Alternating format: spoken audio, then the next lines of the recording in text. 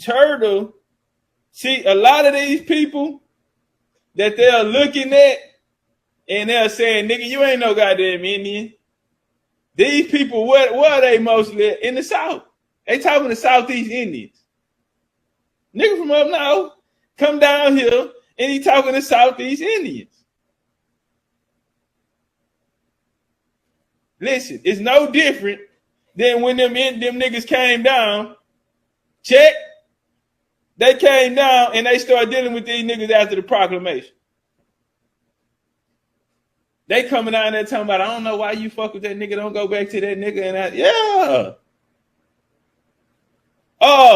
And they trying to put him against the slave master, not to give him something better, but to actually bring them in their system so they can now take advantage of these people.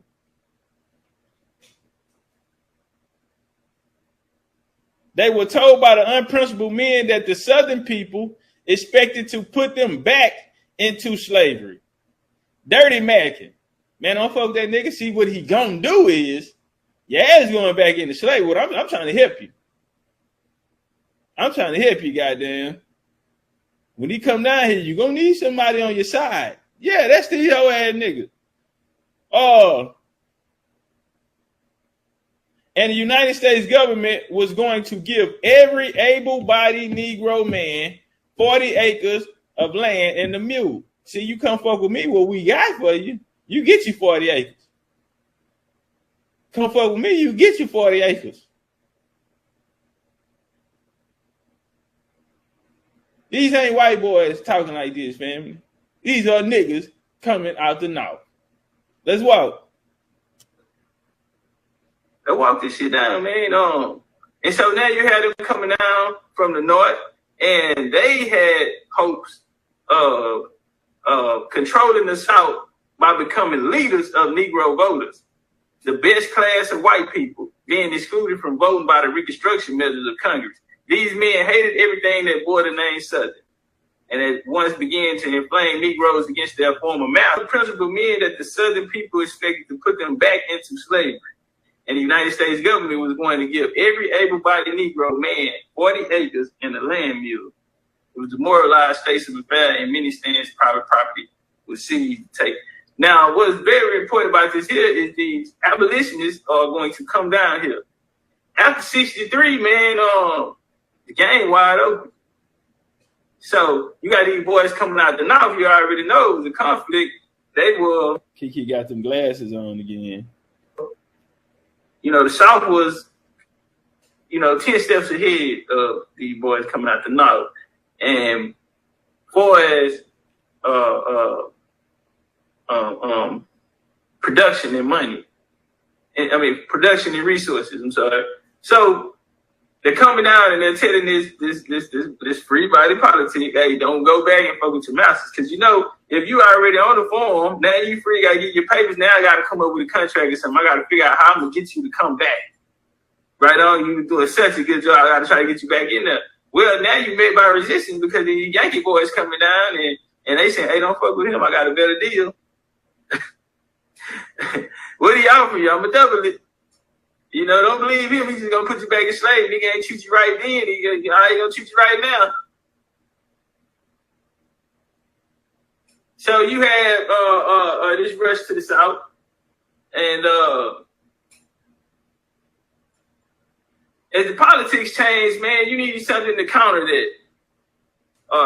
The South ran by these black Republicans and very bourgeoisie class of planters and the sons and daughters of colonizers, and you had these. You had these white supremacist groups show up and basically enforce new tactics that was created by this regime that wanted to come down and overthrow the South. Had a plan for the South. So we go through the Ku Klux Klan spirit, J. Rogers, man, and then we see that he said, in fact, not generally known that there were thousands of Negro Klansmen. They were used as spies on other Negroes and on Northern whites. Okay, and so with this turn of events taking place, we just acknowledge the fact that Negroes had a large part to do with this. Not many people in either the North or South knew that right after the end of the Civil War, we recruited 20,000 Negro KKK members. They were the most intelligent and reliable that we could find. Our theory was not that Negroes would take, he said, our theory was that Negroes would take orders easier from other Negroes. And that's what we at today. Check. And that's what we at today. Let's walk. Can we get some flames on that, bro? Because they were the most intelligent and reliable blacks we could find. Our theory was that Negroes would take orders easier from other Negroes.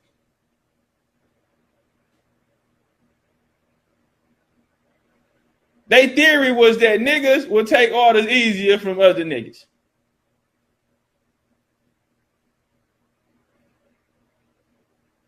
They weren't burning crosses or flogging. They were giving counsel and even financial help.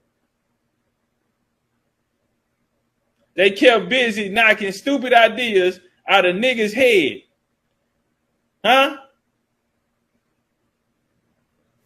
So, you had this merge of these white supremacy groups, man, and the politics started to change in these certain areas where these people were comfortable with their lives at. And well, I got a chance here. Let me clear my throat. Come on now, let's go.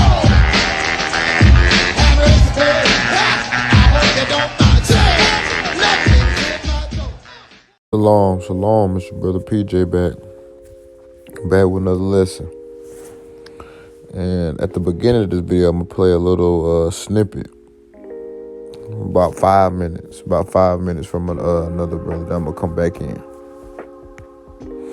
So what he was explaining at the beginning is kind of what I'm gonna go further in detail with, and you can go to his page and follow him and go get more info from him, because he can go more in depth about a whole bunch of other things. But what he was explaining was the dynamic between the northern blacks and the southern blacks, and how, just like I've been explaining before, and you can go to my other videos, there's a lot of the northern blacks, they had just arrived here from Europe because they was getting pushed out of Europe. And you got the information from my videos prior, different time periods when these so-called black Europeans were coming to America or being excommunicated out of their homeland in Europe. So you have these different factors that a lot of people don't know about, on top of what we're explaining today, which is the Pan-African movement, which he was explaining. A lot of the boys from up north, which you got a lot of Quakers, a lot of people from Philadelphia that were pushing this movement of, hey, we need to go back to Africa. And I'll do another video later, but this comes from the Darwin theory, where out of Africa, where everything came from out of Africa, where everything originated from Africa. Every plant life, every human originated from Africa, and that's where that theory comes from. So once they got the science and once they got the understanding from the white establishment, that's when they came down there and tried to push this on the Southern Negro. And we're gonna get into that lesson.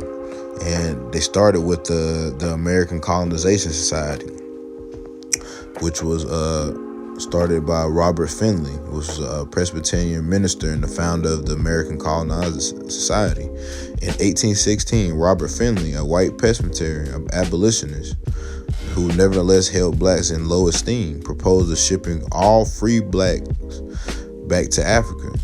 The Congress joined the debate when the Speaker of the House, Henry Clay, urged Finley to stop undermining the colonization proposal, which was seen as an answer of the problem of the insurrections caused by the free blacks in his abolitionist cause. Can there be a nobler cause that which was proposed to rid our country of a useless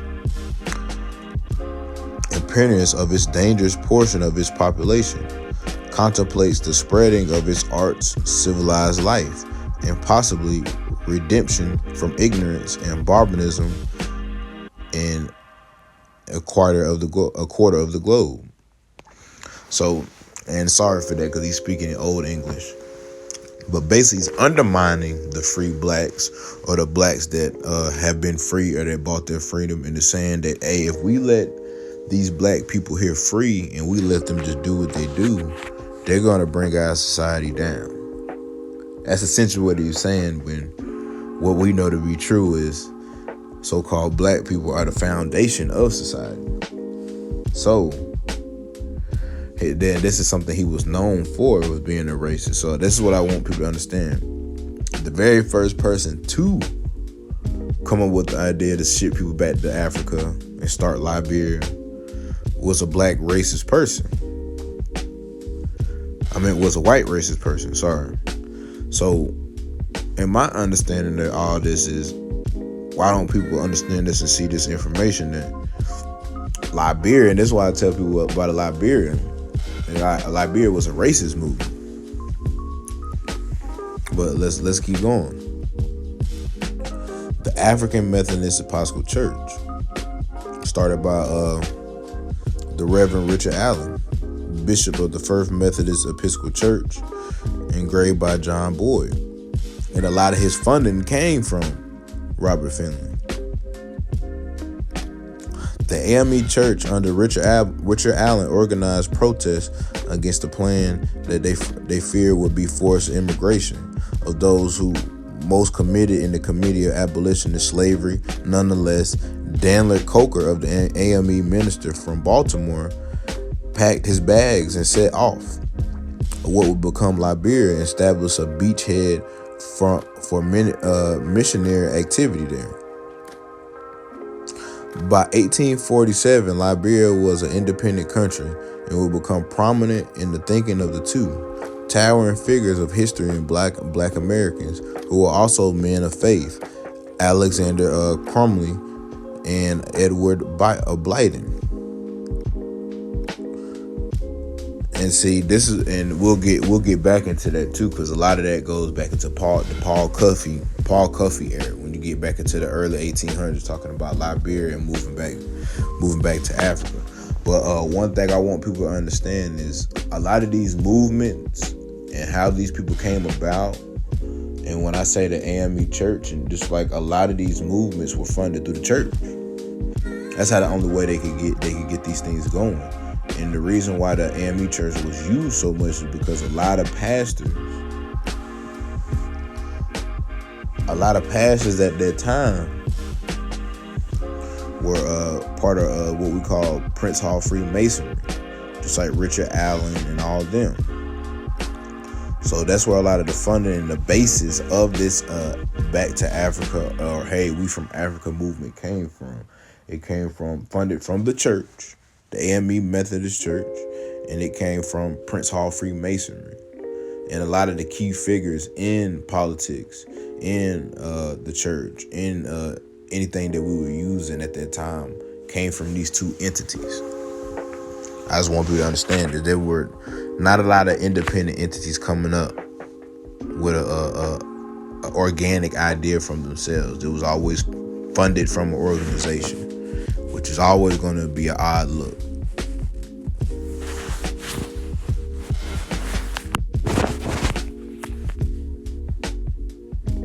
So the African Lodge, 459B in Philadelphia, Pennsylvania, the Hiram Lodge, the Providence, Rhode Island, and this is a practice of the subordinate lodge, warranting other subordinate lodges to continue for decades.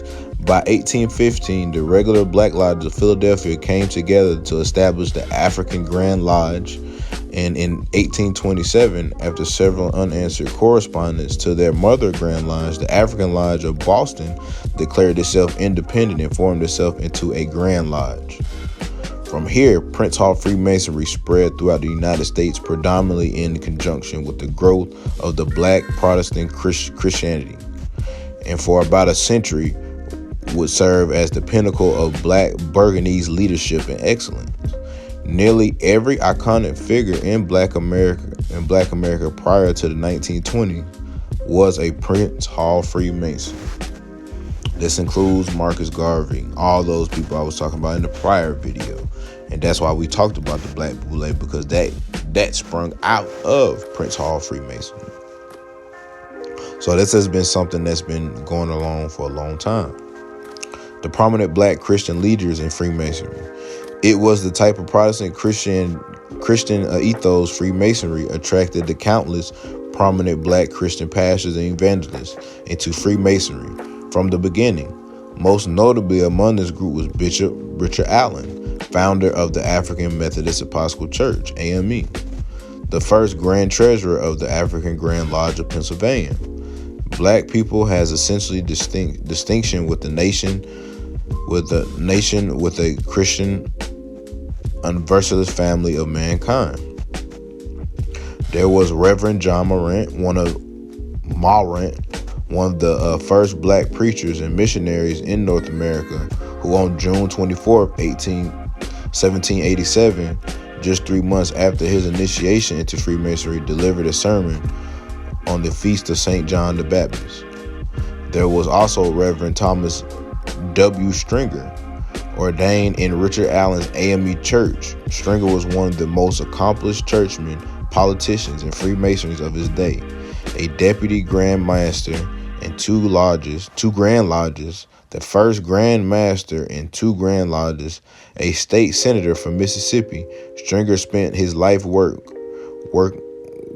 up and down the Underground Railroad for Canada to Mississippi, organizing AME churches, schools, Masonic lodges, oftentimes all meeting in the same building. And I just wanted to this is kind of tie that together. These 3 people were basically the foundation of the black Freemasonic lodges and the inner workings and the teachings and how it got spread out through America so quickly. And they coupled that with the AME church. So it all was in one. When they met up for church and they met up for these things, they did everything all in one. So it spread like wildfire. The Black American experience. Leaders shape the culture of organization in their own image. Organizations attract people according to their image and culture. Prince Hall Freemasonry was shaped by men who felt that Freemasonry and Christianity were one and the same, and that in this spirit they attracted men who were Protestant Christians who supported the beliefs of the culture. From Prince Hall to many ministers that have been leaders in the Prince Hall Freemasonry until today, there have been many individual influential factors that have contributed to Christianizing of Prince Hall Freemasonry, but none greater than the fact that most of its history, Black America had depended on the Protestant church for its well-being. Just like I was saying, they had depended on the church for the funding, because that's where most of the people were getting together at. That's where black people were allowed to get together at. Until the emergence of politics and parties and new pseudo religions, the leaders in the black community had always been religious figures. From slavery into integration, all the black community had to lean on was the church and the lodge. These bodies often met in the same facility. And then we go get into part 2, the Prince Hall Freemasonry and the Catholic Church. And it's more so of a northern thing, but because one famous person we know is LeBron James, who went to a Catholic church. But you'll notice a lot of churches up north are Catholic. It's a bigger thing up north. That's a lot of churches that are Catholic, and back in that time, a lot of especially back in Europe, the Catholics there, they did not like Freemasonry as it was coming up in America. They had their own secret societies, yes, the Jesuits and other things, but they did not like the Freemasonry because they did not know what it was about, and they felt like it was Masonic and it was counter to what they was trying to do. So Catholics that were from Europe were skeptical of Freemasonry because they did not understand it, they did not have control over it. Unlike today, Freemasonry and the Roman Catholic Church work in the same. They work together.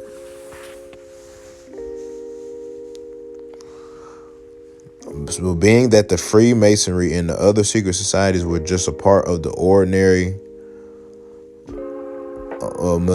Ordinary Society of Black America, from the beginning, it made sense that the Rome post-Civil War was highly interested in supporting Black Catholics in America and in evangelize all free Black Americans, albeit consistently rebuffed by most American bishops.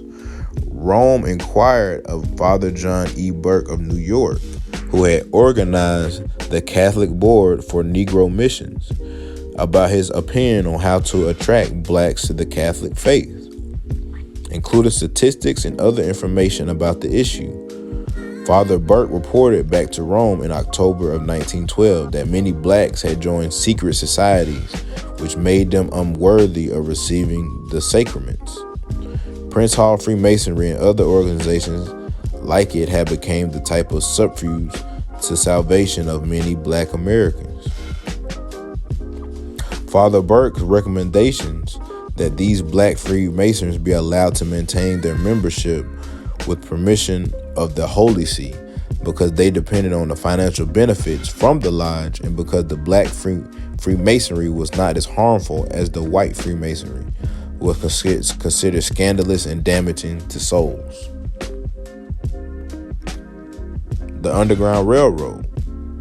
Abolitionists working on the Underground Railroad would pick up the slaves in North Carolina to the Cove and unload them in Philadelphia, and then they would come to Mother Bethel. So before we get into that and tie that back into the AME Church, just like at the beginning, that 5-minute clip. At that time, and just like I try to tell people, slavery was not how people said it was. A lot of it was indentured servitude, where you would work for a certain amount of time, and you would work for either somebody in your family or somebody in that community that would supply you what you needed. So it wasn't basically free at all times, because they would still supply what you needed. Just like a job pays you a paycheck, they would in a way still give you food, housing, and clothing, supply you with you, because if you didn't work for that master, then you would be out in the wilderness. It was either one of the two. So slavery at that time was not what people thought it was. So as the North and the South was fighting against each other, and they stopped slavery, so-called, they wanted to make a industrialized slavery, to make it where they had jobs, to where they had punch cards and they had employees, things of this nature, what we have today.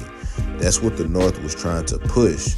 And the South was more so how you see the Midwest is more of a farming culture, where they wanted people to work, and they would have people live on their land, and they would just sustain them to survive. So what the people up north were doing was trying to get more blacks from down south that were farmers and that worked on farmland to come up north. So they would say, hey man, just like Top Cat was talking about, hey man, they trying to do you in, they trying to do this, they trying to do that. Hey, you better off coming up here with me. Hey, I can get you this, I can get you that. So that's a lot of that was going on. So when I'm explaining this, that's the kind of vision and view that you need to look at it as. They were taking, basically look at it like McDonald's workers going to Burger King, taking Burger King workers going back to McDonald's. At the end of the day, you're still doing the same thing. Nothing changed. It's not like you get nothing for free. If you stay up down south, you stay up north, you still have to work to get something. Nobody's giving you nothing for free. They're still taking the land you got to work for. See what I'm saying? So then that was the trick they were playing on black people. It was more so they wanted the workforce and the labor and the skilled labor. So branching out, the AME Church established congregations throughout the Union, like its mother congregation in Philadelphia. Other AME churches also served as stops on the Underground Railroad, like Allen in Philadelphia, James Wick in New York, and the pastors and congregates are often Prince Hall Masons. The church, along with the Prince Hall lodges, many of the members belong to develop into some of the few safe spaces for African Americans to assemble. The idea of organizing any and always appealing to free African Americans, whether in church-based or Masonic-based. Allen was a member of the African Lodge 459 of Philadelphia. Pennsylvania, which was established in 1797. He was elected the first treasurer of the lodge. Allen is best known for being one of the founders of the first bishop of the African Methodist Episcopal Church. And just like I was saying, a lot of these people that started this back to African Americans, started the idea of this, were Freemasons. And another one key factor I want you to understand is Prince Hall's Freemasonry works in conjunction with the white Freemasonry. They're one and the same. So when you talk about Charles Darwin and all these other racists that had these racist ideologies, just like I showed you Brother Robert at the beginning, they worked in conjunction with all these people that I'm talking about, Richard Allen.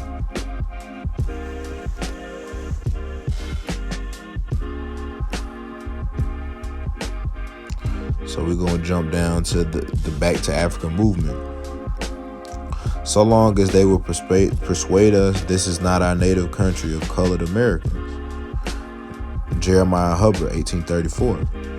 The American Colonization Society, initially the Society of the Colonization of Free People of Color of America until 1837, was an American organization founded in 1816 by Robert Finley to encourage and support the migration of free-born blacks and emancipated slaves to the African continent.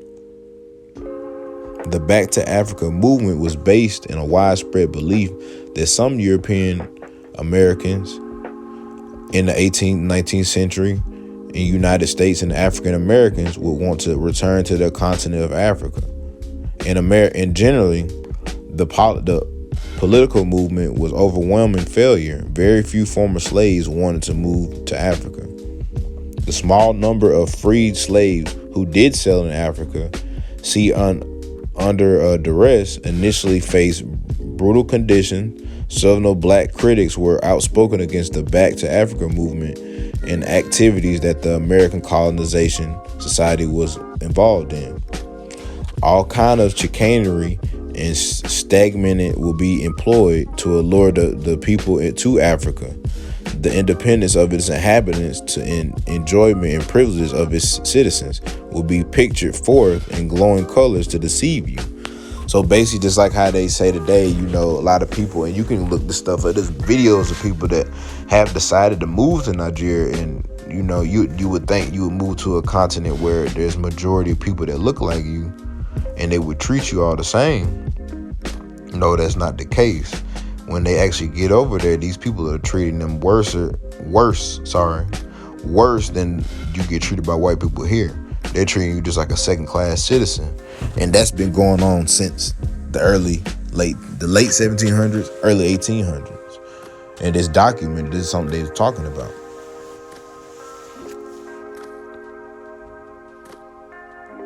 And just want to talk about opposition to colonization, a fixed hatred.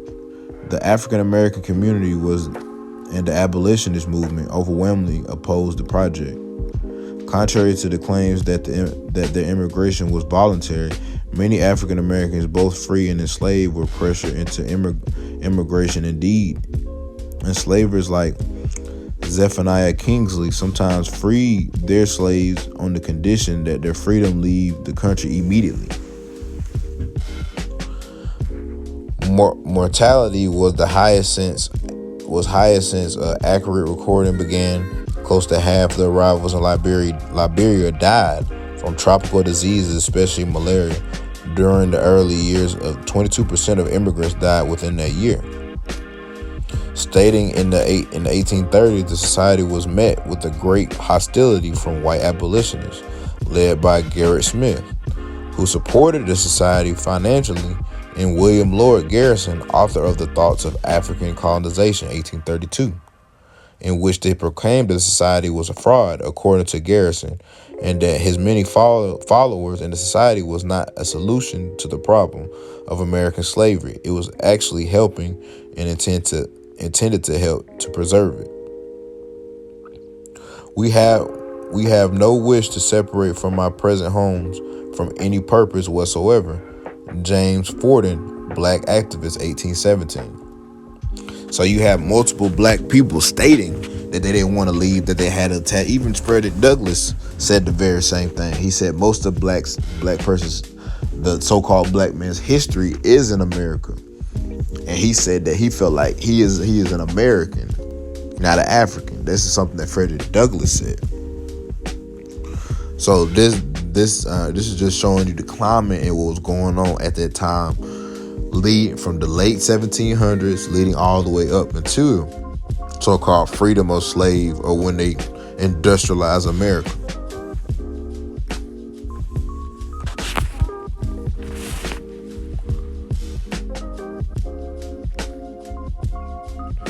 From the beginning, majority of blacks regarded the society with enormous disdain and fixed hatred. Black activist James Ford immediately rejected the ACS as soon as they heard about the 3,000 blacks packed a church in Philadelphia, the bellwether for a city free blacks, and bitterly unanimously denounced it. The network revealed nearly every iconic figure in Black America prior to 1920 was a Prince Hall Freemason. This network was to put into place to confuse and control the Aboriginal population with their false information and history, to steal their homeland, America, from them through the foundation of American society, using secret societies like Prince Hall Freemasonry to exclude lower class so-called blacks from prominent roles in society, guiding the entire so-called black population to believe that they are all from Africa and have no association to America and its rich culture they have built up for thousands of years. What is clear from examining this history and its culture clash between those who sought to preserve it, the identity of the homeland of the Black American, and those who sought to remove them. The debate over colonization and the role of their societies, interplay between the religion and the social organizations, all shaped trajectory of the Black American experience in fundamental ways. And that is part one of one of the movements that they use in different organizations, because it was multiple movements in this time period that I'm saying, from the late 1700s from all the way to 1860s, that they different movements, that this is why this was so pushed so heavily at the beginning of 1900s, that hey, we from Africa. So by that time, by 1900s, they already had set in stone all these organizations pushing and saying that they are African. And anybody that has any information saying that they're African is going to pull it from this date and time. They're not going to pull any information prior to this date and time that I'm telling you about, because this is the oldest information that you're going to see attaching us to that continent of Africa. And it started with white people.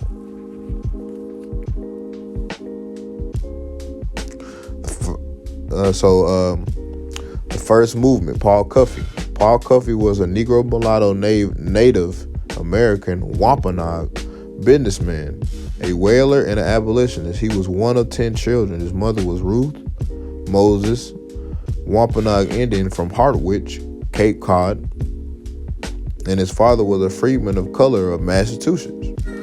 Paul Cuffey had ships and wealth, but couldn't vote in Massachusetts, so he and the Quaker Society of New England acquired parcels of land in Sierra Leone, West Africa, and was colonized in 1787 by freed slaves arriving from England as emancipated freedmen, and other groups followed from Nova Scotia, and Jamaica and Massachusetts by the Quaker Paul Cuffey, which was a mulatto Negro, Aboriginal, Native, Wampanoag in his blood.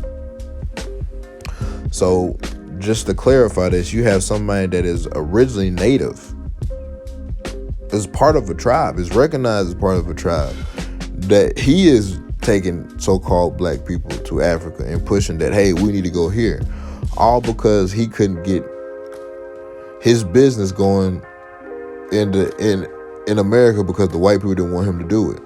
So he figured that he was going to go along with this abolitionist movement to go to Liberia, where he can go get his business off. I just want y'all to see this type of stuff that's going on. And then so-called black people today will attach themselves to this and say, hey, we from Africa, Liberia and all this. No. The second movement, the Anglo-Saxon clubs, the white supremacist terrorist separatist organization. In 1924, Dr. Walter Plecker created a Racial Integrity Act of 1924, the one-drop rule. If you had any Negro in your blood and were non-white, you were considered colored. No more mulattoes or Negro Indians, just colored, unless you could meet the criteria of the Pocahontas exception. That shows proof that you're related to Pocahontas.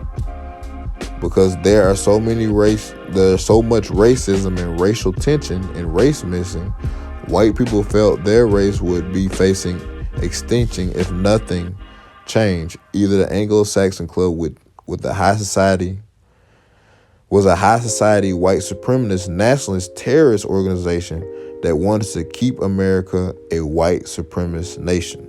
Just like today, they want to keep it separate and white supremacist nation. Same thing they was doing in the early 1900s. They was pushing the same type of rhetoric. But let's continue. Entering the eugenics movement, the good birth, the movement of white supremacy, this was carried out by the Racial Integrity Act of 1924 and intimidating tactics of terrorist acts of the Ku Klux Klan and American blood, you were forced to identify as African American. If you look at the old censuses, you will see people who clearly we know are of Native American ancestry categorized as colored people or mulattoes. So there are many African Americans today, people socially identified as African Americans, who have Indian ancestry, and I think that's why you see now at the beginning of the 21st century, you see them trying to reclaim their Indian heritage. Segregation laws, which were laws enforced racial segregation at the level of marriage, initiated relationships by criminalizing interracial marriage and sometimes also sex between members of different races. These laws remain in force in U.S. states until 1967, Loving versus Virginia. And what a lot of people don't look at, or a lot of people don't understand. So just like I was saying, when it said, when they had laws of, segregating different races from marrying or having sex, that just wasn't talking about black and white people. That was talking about different races, meaning different tribes. And if they thought that somebody didn't look as a different race, didn't look as black as another, but they were hanging with each other, then they push segregation to them. And that's something a lot of people don't think about. And that's why today, when you see different races that look very similar, they have beef with each other because it was created through this Racial Integrity Act. That's why you see certain Asians don't like black people, certain Hispanics don't like black people. That's from this Racial Integrity Act, where they purposely made it illegal when those people were together from the jump. All right, the third movement, Marcus Garvey, founded on the Anglo-Saxon club and eugenics movement. In the decades to follow, several black activists and intellectuals would lead the fight for black immigration, often relying on the assistance of white supremacists and ardent segregationists eager to get rid of the country of black people. During the early 20th century, Marcus Garvey, the charismatic black nationalist of the leader of the Universal Negro Improvement Association, UNIA, became one of the leading proponents of the black immigration. White supremacists have been funded black activists back to African movements for centuries. One man's GoFundMe dares racists to put their money where their mouth is. The evolution of the black identity.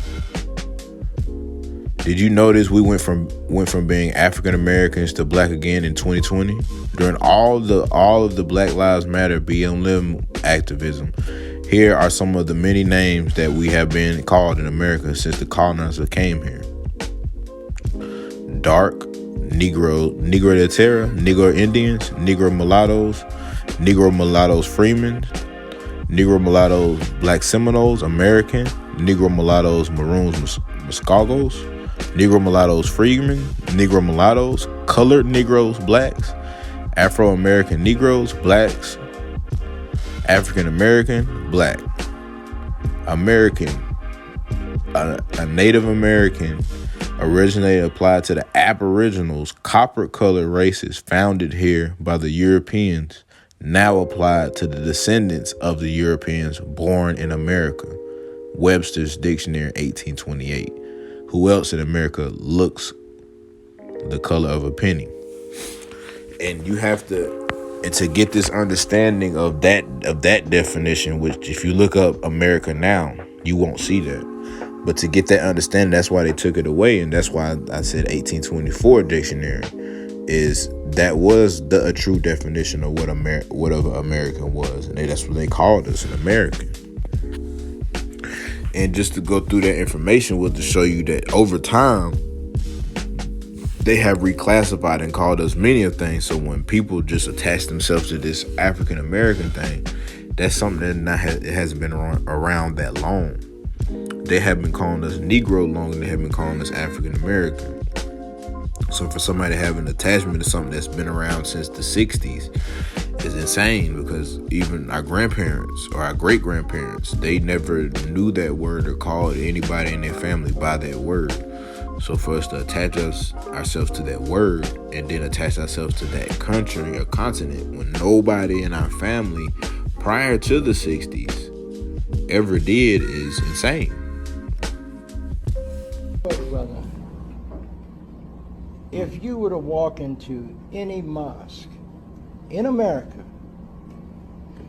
and you just laid your hands on the first person or the third person or the fifth person that you see, you realize that you're laying your hands on a Native American?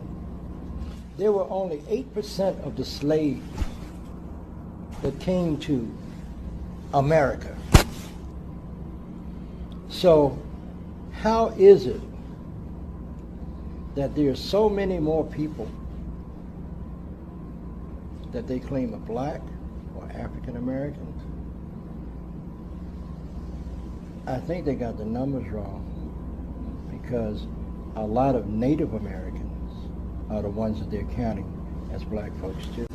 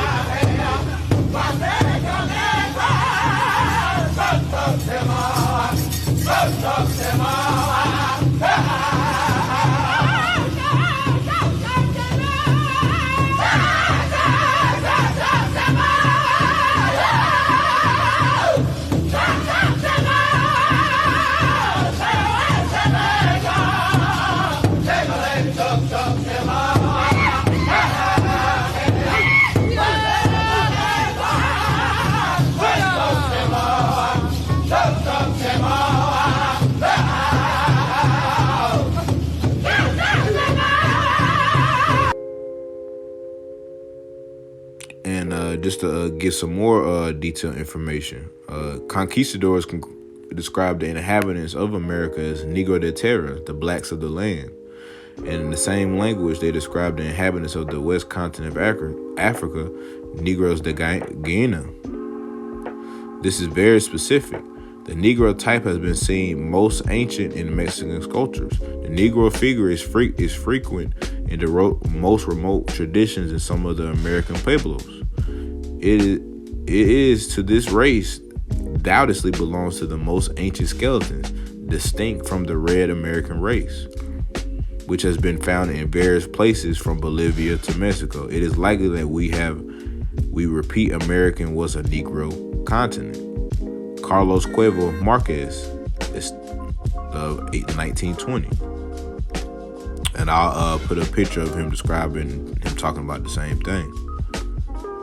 The extinction of the original Negroes during the time of the Spanish conquest and the memories of them and the most ancient traditions induce us to believe that the Negroes were the first inhabitants of Mexico.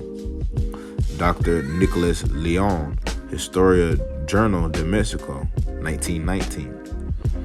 And Giovanna de Verrazano's account, 1524, letter to the King of France. In America, as early as 1524, by the Italian discovery of Giovanni de Verrazzano, the King of France, recorded near was the Cape Fear of North Carolina. I shall now tell you, the Majesty, that briefly what we are able to learn of their life and customs. They go completely naked except for what's around the loins, and what they wear the skins of small animals like meritons, with a narrow belt of grass that was around their body, which they tie variously tails with other animals which hang down to their knees, and the rest of their body is bare. So is the head. Some of them are wearing garlands of bird feathers. They are dark in color, not unlike the Ethiopians, with thick black hair, not very long, but tied behind their back like a small tail. And plenty of people have described this, and when you say that, when they have thick, not long black hair and it's tied behind their head like a small tail, you can envision so-called black people with when you get that little hang time after your fro get a little long, so you pull all the little hair you got into the back. That's exactly what they're talking about. They seen the people in North Carolina, what they look like, not too far removed from what Ethiopians look like, and they call them so-called Negroes and black people. This is the account of people from France, which you go on my earlier videos, we know what they look like, saying what they said that these people look like, which is all so-called melanated people at the end of the day. And it's kind of, you see how it all comes together. That you have an account of what France and those history and those people look like. So when they came over here and said what these people look like, you have a picture, you have an idea of what was really going on. You kind of putting the picture together. This is a 95-year-old contradiction of what we have been told to believe by our enslavers. In this case, our colonizers tell us about 1524, not 1619. We have been indoctrinated in the late August of 1619. A shipment of 20 odd Negroes arrived on a shipment of Virginia. 20 odd Negroes, because the colonists knew that they had a mixture of Negroes de Terra and Negroes de Ghana. From right here, the Americas, from the continent of West Africa. Negroes and Negro Indians and black Seminoles. I am a Negro slave, I'm an Indian. However, history never tells you that the Negro is an Indian and the Indian is a Negro. When the conquistadors first arrived in North America, in the Portuguese language, they called the Aboriginals Negro de Terra, which means blacks of the land. The term Seminole is borrowed from the Spanish Cameron, meaning wild one, refers to the people who broke away from the Muskogee Confederation in historical times. In the Muskogee Creek language, that means to be free. And you'll see a picture of Chief Osceola. That's one of the most famous ones that said, "Am I a Negro or am I a slave?" He was somebody that they tried to put that label on him as so-called African American when he was from the Americas. And he spoke out about it. Just because I look a certain way don't mean you know where I come from.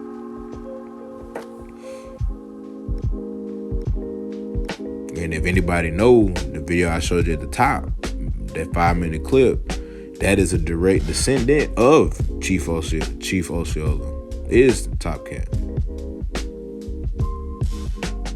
The 1619 deception was that of the beginning of slavery in the New World. This is the history of the deception and lies. The English language says in 1619 that some 20 odd Negroes arrived, because before but sorry, because before the shipment went to Jamestown, Virginia in the late July or early August that year, historians say 2 English privateers attacked an overcrowded Portuguese slave ship en route to bury their crews in the Gulf of Mexico and stole about 60 enslaved Africans. About 350 captives from the West Central Africa had been crammed into the slaver, men and women, and about a third of them had died in brutal voyage. Was the beginning of the slavery in the New World? No. Historians say Spanish had enslaved Africans in the present day. Latin American for more than a century. Historicist record that would be 1519. Moreover, the Spanish took enslaved Africans to the settlement in the present day of Carolinas in 1526. The slaves rebelled and the settlement fell. Also, the Spanish took African slaves to St. Augustine, Florida, which, unlike the Jamestown colony of Virginia, still thrives in 1565. And while there were free Negroes de terra living in the modern-day Florida because of the British allowed the free Negroes and Spanish Moors deserters to live free in northwestern Florida, between Tallahassee and to the border in Louisiana because the French controlled Louisiana, these mixture of free Negroes were referred to as Black Seminoles or Maroons by historians. This were the Racial Integrity Act of 1924, paper genocide of Native Americans. This will remain the status quo for racial identity and theft for the next 277 years in 1865.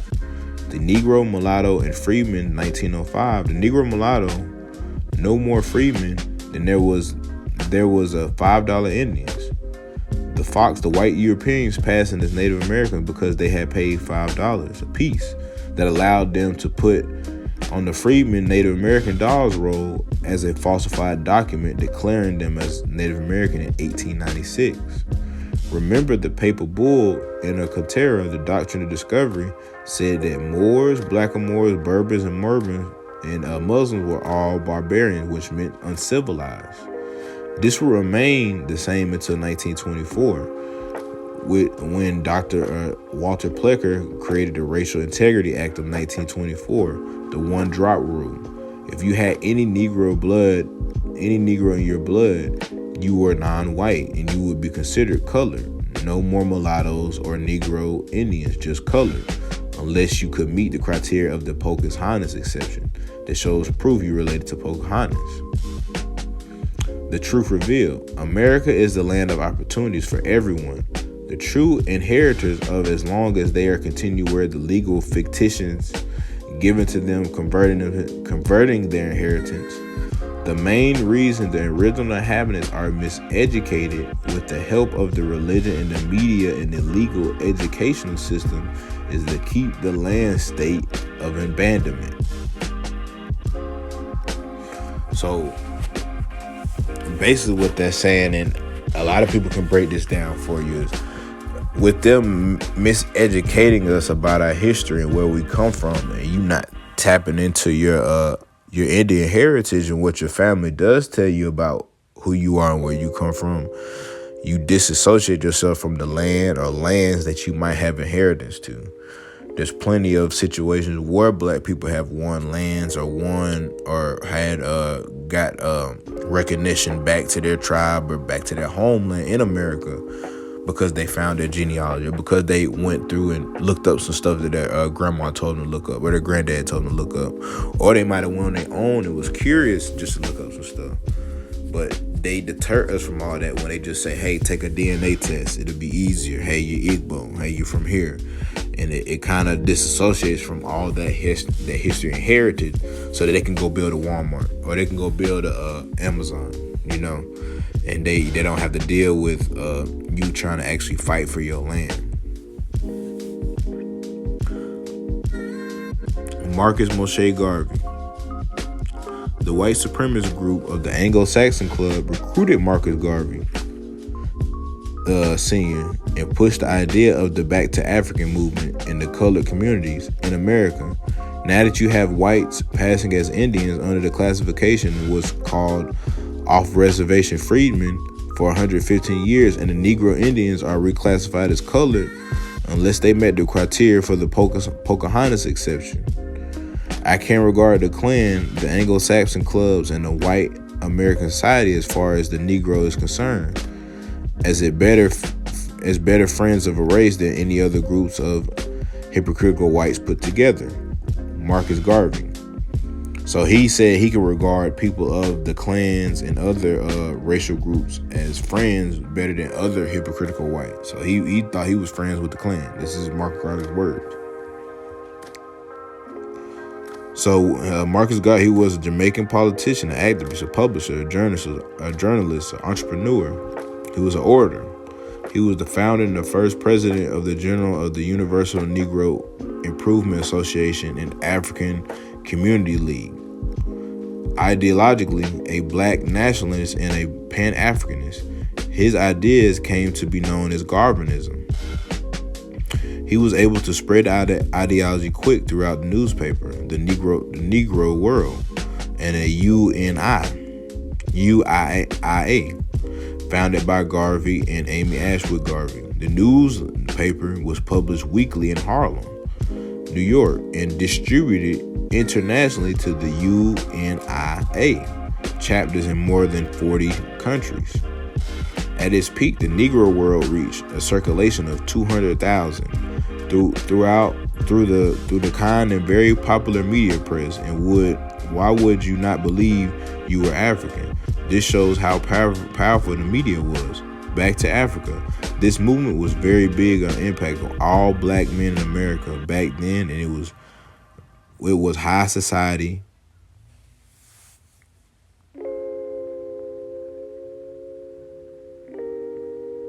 And the Black Star Line.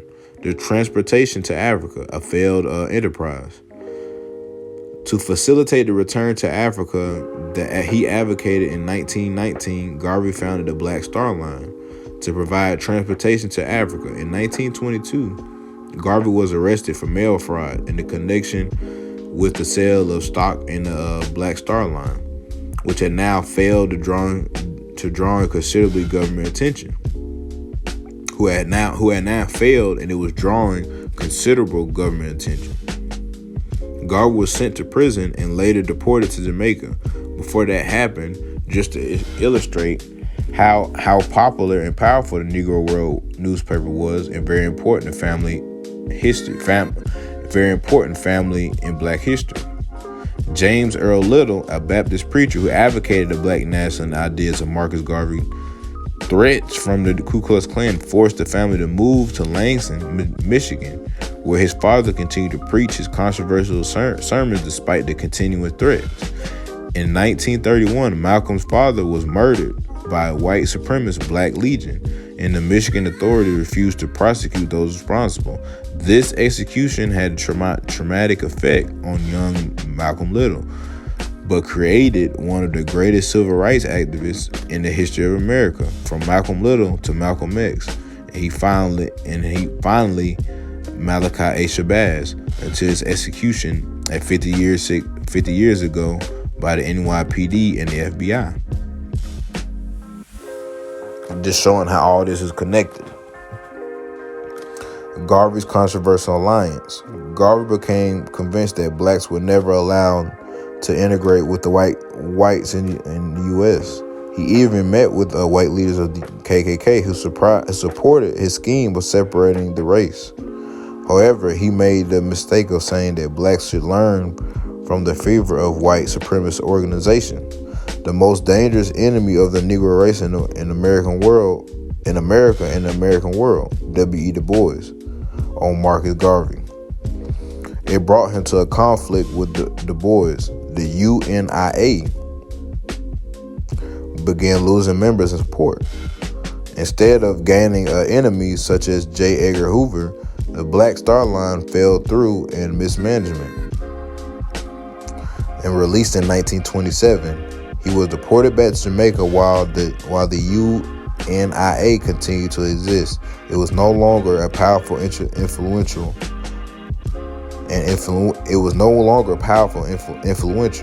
In 1929, Garvey stated that the People's Political Party in Jamaica in the 1930s, he promoted a scheme for African Americans to return to Africa. He lived his final years in London, where his health declined and he suffered from a series of strokes. In 1940, a Chicago newspaper erroneously printed an article saying that Garvey was dead. When he read it, he had another stroke, this time fatal. His body was interred in the crypt in an English cemetery until it was returned to Jamaica in 1964, where it became a national hero. And that's the story of Marcus Garvey. So when a lot of people talk about Marcus Garvey, the way he started is not the way he ended. He died in London around a lot of white people. So you should question that. Somebody that loved Africa so much, why did he never move to Africa and live there himself? He lived in London, in Jamaica most of his life. Odd. The architects of African American history. Melville Jean Hurwitz was an American anthropologist who, according to some, helped establish African and African diaspora studies in American academia. He was known for his exploration in the culture, continually for his African cultures, and expressed to African American communities.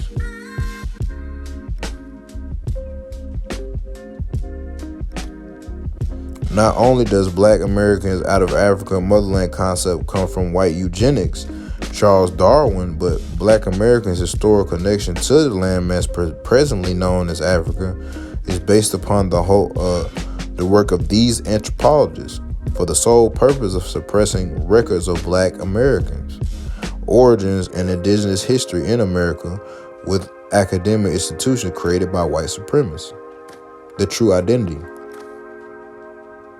In 1492, there was no country known as India. Instead, the country was called Hindustan.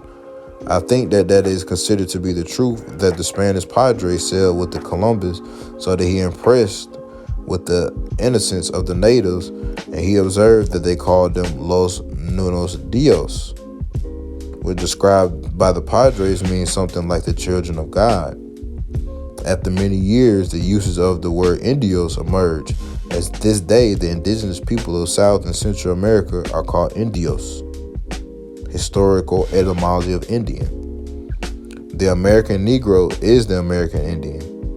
A swarthy brown, copper, and cinnamon colored skin, a heavy brown, dull, sleepy eyes, with the corners directed upwards. It is the respect resembling the Malay and the Mongolian races, prominent cheekbones, and the salient but delineate nose from the compressed lips, and the expression of the gentle combined in the glooming servant look.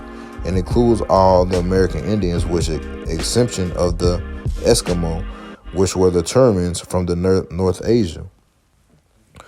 This is just a description from a book, and they're telling you that the Eskimos and that the North Indians, the ones from the out west, look totally different from the ones in the southeast. And Paul, we're gonna go back to Paul Cuffey Revisited. The history records show that Paul Cuffey was described as a descendant of an Indian family, which formerly resided in the eastern part of the Connecticut and constituted a part of that fierce, warlike tribe Indians called Pequots.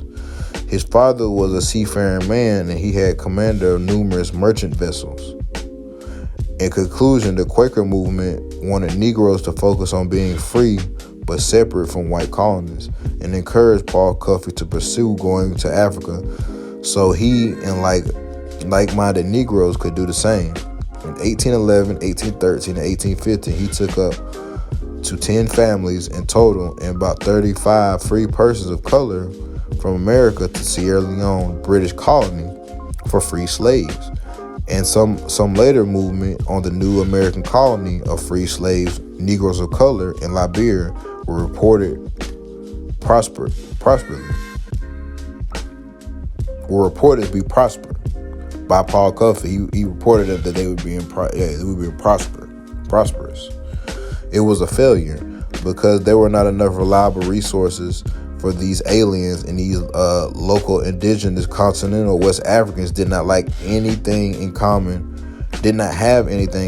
with them.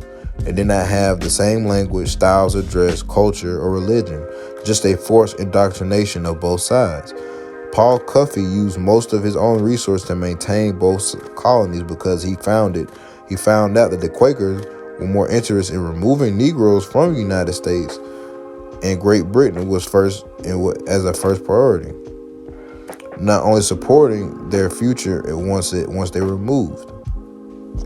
So basically, as soon as Paul Cuffey got to Sierra Leone, he found out that the white people that were helping him get these black people to Sierra Leone did not care what happened when they got there. That any condition that they found them in, that they weren't worried about it. They was worried about the fact that they was getting out of America. The final truth. Then, 100 years later, Marcus Garvey, an agent of white supremacy group, an Anglo-Saxon club, came with the idea of the new back to Africa movement, which became the status symbol idea of being connected to Africa, which further removed Negroes in America from the truth that they were actually mostly Negro Indians and Aboriginal to this land instead of Africa. Remember the U.S. Census from 1790 and 1905? There was never a mention of Africa, not even during the Emancipation Proclamation. You went from slave to Negro. Who are you in the story, bro? If it's only two options. It's only two options, bro. Because one thing you have to understand is niggas put Native Americans. I'm talking about your great-great-granddad in them hands put them Native Americans on the reservation, bro. Y'all did that. What's fucked up is you don't even know. Why you don't know that? You didn't know that. Niggas ain't know that. Ain't nobody told niggas that they did that. But the Native Americans knew niggas did that. The natives know y'all who did it to them. That's where the hate come in for your ass at. So how they switch places with you? So now what you gonna say? Well, the government switched places with us. Well, then let's go back and see who was in the government. Because you niggas great-great-granddad and then was in the government. I'm saying, who you really got to blame? Nigga, when nigga your grandpa was the slave master and your grandma was the slave, you keep talking about. Who you really got to blame, nigga? Because you know that your great-great-granddaddy sold the house, sold the land. You know he sold the land. How the nigga got the land patent in the first place? You niggas got the land patent because you fought in the wars, nigga. You helped take somebody's shit. Probably your grandma's shit. Your granddaddy helped the U.S. take your grandma's shit. That's what niggas find out when they do their genealogy. See, this ain't when a nigga went and told the Pan-Africans to do their motherfucking genealogy, nigga, go prove they got a slave, nigga, and what happened? What them niggas found out? They went and did it and found the slave. And then they said, aha, I found it. I was a slave. I'm a freed man. And then we told them to look a little deeper, and what they found out, they goddamn grandpa was the slave owner. So I want to ask the Indians this. What make you any motherfucking different, nigga? Where the ego coming from in the Indian shit? When I made the Making of an African American series, I was already saying this, nigga. I was saying that, nigga, you gonna see. When you do the story of America, only thing different is probably niggas add mixtures. But most niggas gonna have the same story because what happened here is what the fuck happened here. And can't nobody change that. But what niggas gotta do is be real about it. That's why ain't nobody coming to help you, nigga. Why ain't nobody coming to help you? Because you look in your family tree. That's why this journey is an individual journey, bro. Because your experience is not gonna be the same as somebody else, bro. because you got to go back. That's why you are here. And you are the nigga that's here that got to look in the mirror, nigga. And you going to see all the good and the bad, nigga, that your family did, nigga. And through that story, you're going to have American history. Because the whole story is right there in you the whole time. That's what the journey was about.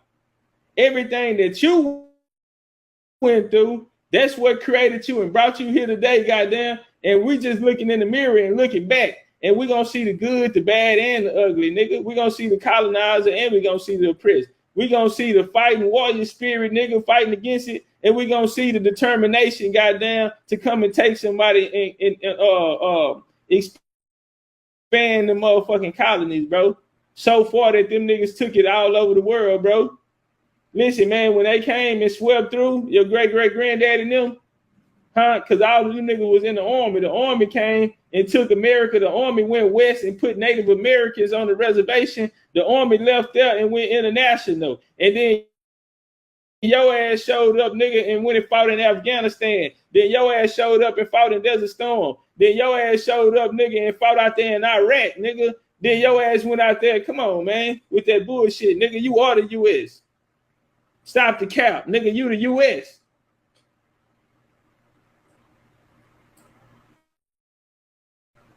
Like a motherfucker, you U.S. nigga.